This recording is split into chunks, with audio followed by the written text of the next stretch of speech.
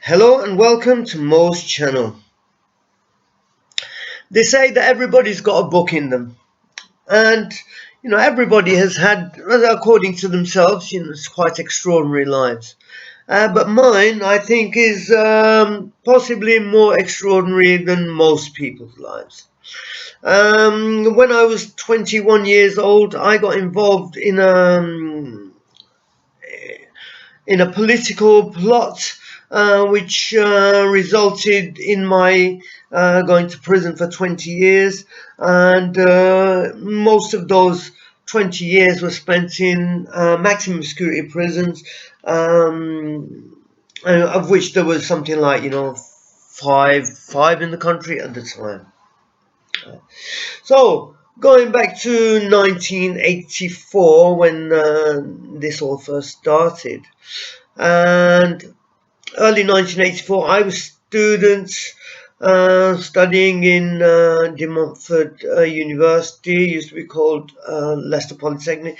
I was staying at the Hall of Residence, the Lawrence Kershaw Hall in Jarram Street, and just a kind of a regular student.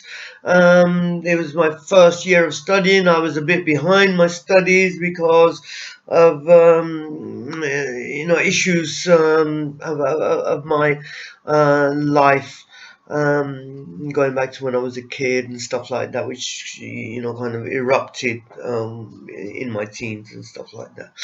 So I was a little bit behind. Anyway, also, I became a member of the Jammu Kashmir Liberation Front. I'm a Kashmiri by birth. Me and my father, we had a relationship that wasn't the best. We'd hardly ever spoken to each other. He used to do like 2 shifts a day, get as much work as he can.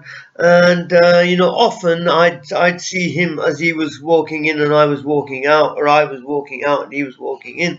And also, we had a kind of a really Oedipal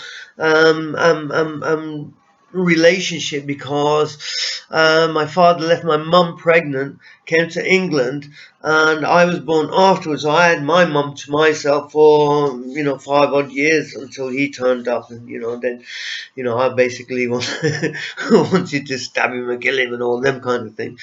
So anyway, I saw my dad speaking at a public meeting of the Jammu Kashmir Liberation Front, and all these people were listening to him, taking notes, and I was about 17 at the time, so I thought, oh, that looks interesting. I wonder what the old man's all about. So, this is how I got involved in the Kashmir liberation thing. So early February, I think February the 2nd or the 3rd, 1984.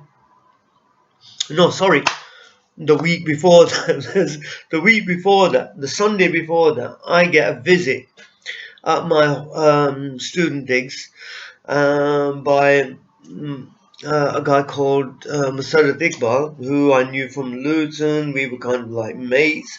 He was staying at my dad's other house along the same street that we used to live at. And he was, a kind of a committed cadre. He used to carry around the kind of the Chairman Mao's Red Book and all this lot, yeah. A few years older than me as well. And, we used to knock around together and stuff like that when I was in Luton, and now I'm in Leicester. And he's turned up on a Sunday evening with another guy called Sadiq Bhatti. And it's unfortunate for you, depending how you look at it, that in the days of pre mobile phones and smartphones and stuff like that, just find somebody off chance, when you go knock on their door. Oftentimes you would have to phone up beforehand, make sure that you're going to be at a certain place at a certain time, all that kind of stuff. Anyway, they came, knocks on that door on that Sunday evening. I happened to be in. I let them in, and we had a little chit chat. And I'm thinking, what's he doing here? Anyway, Masara or Musrat turns around and says, come down to Birmingham. I want to introduce you to a few people. Yeah, come down next week. Now, he'd asked me this before, and for whatever reason, I hadn't been able to go. So, and this time, I thought, well, when the time came, basically that was one of the things. So, oh, I better go. I didn't go last time, so do you know what I mean? I better go this time. Anyway, also he borrowed a key. I had a house door key. It's a normal Yale key. That fortunately in those days, my brother Azzy, the one who was just older than me, he had this bright yellow Ford Capri, and it was his pride and joy, and 1300 GT, and I used to use me front door Yale key, to open the door and basically start it and drive around at nights, after I'd been to a club or something like that, and luckily never got caught in it. So, but Sarah knew that I'd use that key for that purpose. So he go, no, can I borrow that key? And I said, oh, I wonder what he wants that key for. But I'm not really a nosy kind of person, so I didn't ask. So I gave him the key. But I kind of thought, there's some kind of nefarious kind of undertones to what he's asking as well. So anyway, I didn't have any lectures on the Friday, so I arranged on the Thursday afternoon to go to Birmingham. I told him beforehand, this is the coach I'm going to catch. It's going to drop me off at the Bullring, and he turned up. He turned up in the art. It was, I don't know, maybe about 4 o'clock. No, it must be earlier. About 2, 3 o'clock in the afternoon. It's February, so it's still light, And so anyway, he picks me up and he's driving this red Ford Escort, which I knew wasn't his. So anyway, get in the car. There are other Kashmiri guys in the car as well. One of them was at that time was the General Secretary of our organisation, the Jammu Kashmir Liberation Front. And, and a few other people that I didn't know. And I thought, well, he said he was going to introduce me to some people, and these must be the people that he's introducing me to.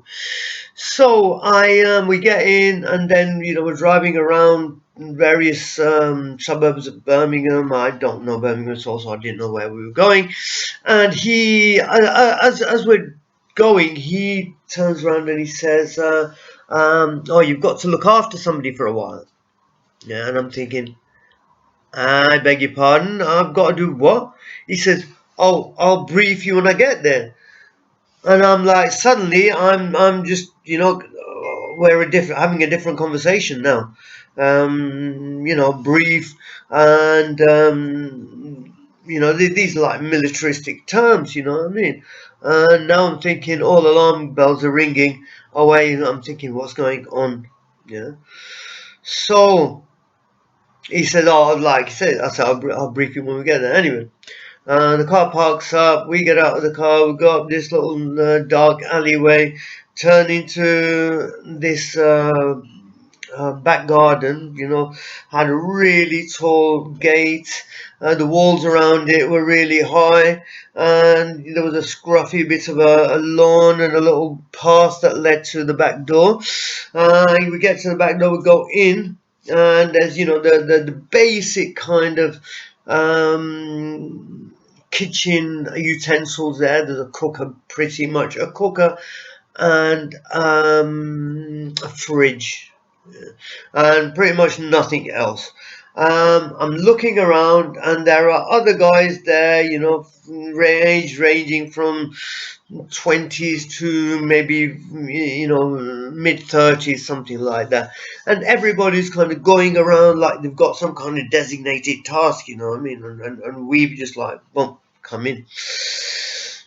So Masada turns around to me and he says,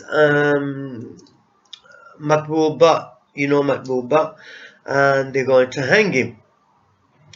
Right now, this is like big news. Maqbool Butt for us, he's like, Che Guevara. He's like this, super heroic figure. Maqbool Butt was one of the founders of our organization, one of the founders of the Kashmir Freedom Movement, had been, agitating, and then eventually, we were, because we'd been invaded by India, Pakistan, and China, and the country had been split into three parts, and we were supposed to have a referendum, but that never got carried out. That was just something that leaders at the time said that they would do, and Nehru acceded to it and all that kind of stuff. But when it came down to it, whoever had the bits, they just hung on to them. So, and Maqbool Butt was, doing agitating on that side of Kashmir. He'd got caught. He was put into prison. He escaped from prison in Srinagar, and he'd kind of gone over the Himalayas, and got to Pakistan occupied Kashmir.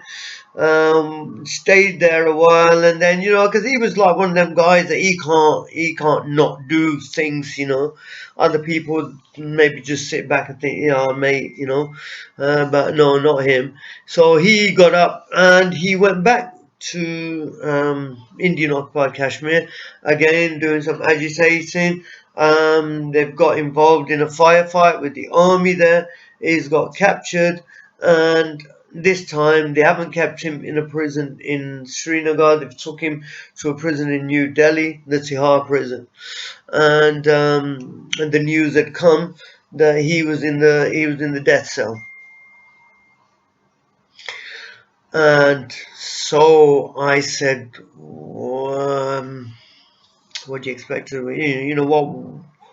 what can we do? What can we do about this situation? So he turns around, he says, we're going to kidnap the High Commissioner from the Indian consulate, a guy called Mr. Kohli, and we're going to hold him hostage, and we're going to negotiate for the release of Mr. Butt. Yeah, and I'm, whoa, mate, it's like my mind's kind of blown. Yeah, I've walked into a situation where I can't really walk out of.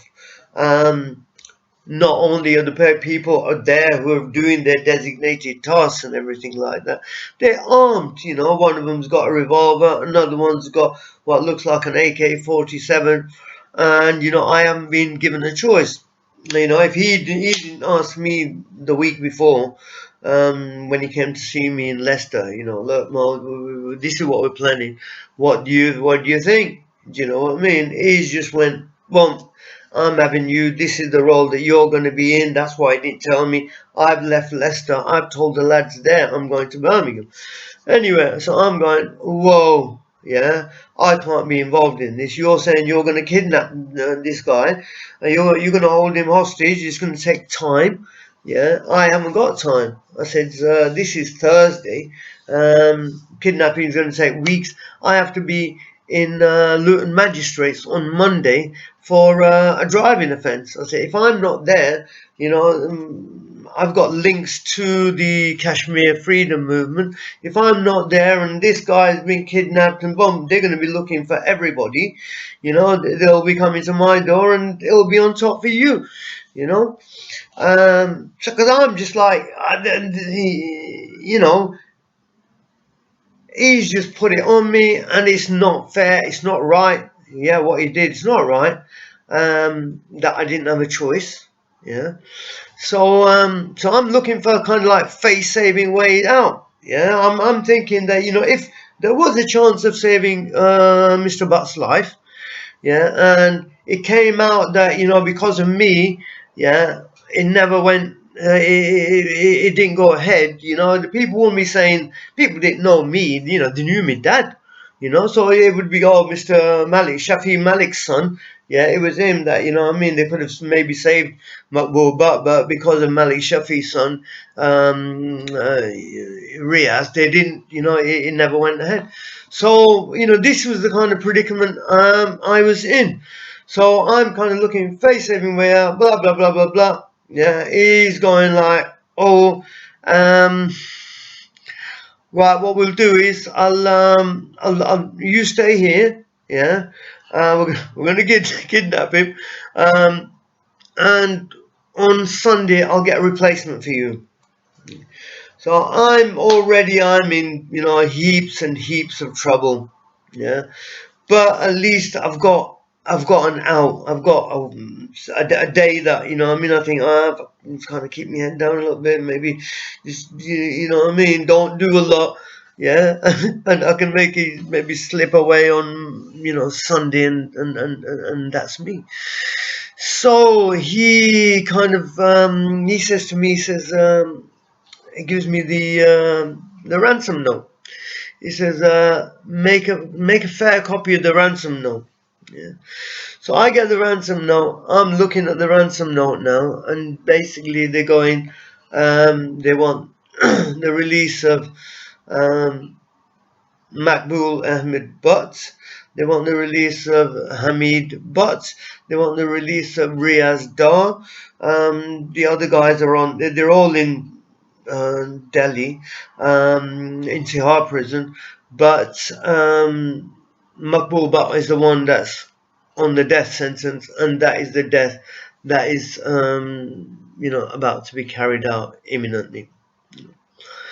So, and also he wants £1 million. I think it wants £1 million as well. Yeah, so I'm thinking, yeah, mate, if we get one person released, which I doubted it very much. Bear in mind, this is 1984. Yeah, a few years, about 4 years was it before that, the Iranian embassy siege. Where the SAS have come steaming in through the windows, and so these kind of things are fresh in my mind about what we can expect and what we can't. So basically, I don't think we're going to get Maqbool Butt released out of this at all. At the most, there'll be, if we kidnap this guy, there'll be a lot of media attention and world attention on Kashmir, which India kind of pretty much, and Pakistan to a certain extent, have done pretty much whatever they wanted, and nobody said anything, and it's all been kind of brushed under the carpet. And at least there'll be kind of media attention to what's happening. And in my mind, I'm thinking, well, I'll be there 2-3 days. What I mean? Yeah, fair enough. It's bad, but it could be a lot worse. So I'm going to leave it here for now. This is the first episode of my life. I called the book I've written about this. I've called it The Accidental Freedom Fighter. And I'm going to publish that on Amazon, and eventually you'll get a link. So there'll be a lot more detail in the book about what happened, and about subsequent actions and stuff like that. And also, as far as the channel is concerned, in the future we're going to be talking about the trial, getting a life sentence, going to maximum security prisons, all the different type of prison, the different levels of security, A, B, C, and D, A being the highest, and triple A, double A, and single A, as we call it, or Cat A, high risk and exceptional risk. But anyway, I will be going into all of this, and but there's a lot more detail in the book, and all the people that I met on that journey, Reggie Cray, Charlie Cray, Charlie Bronson, whatever he's called these days, Salvador Dali or something like that. The IRA guys, um, serial killers, you name it. Harry Roberts, the cop killer, he's a good mate of mine. So there's a lot of there's a lot of material and a lot of stories that it's not all going to be sad and boring. Some of them are quite humorous and stuff like that as well. So subscribe, like, and ring that bell, and every time something comes up, you will know about it. See you next time.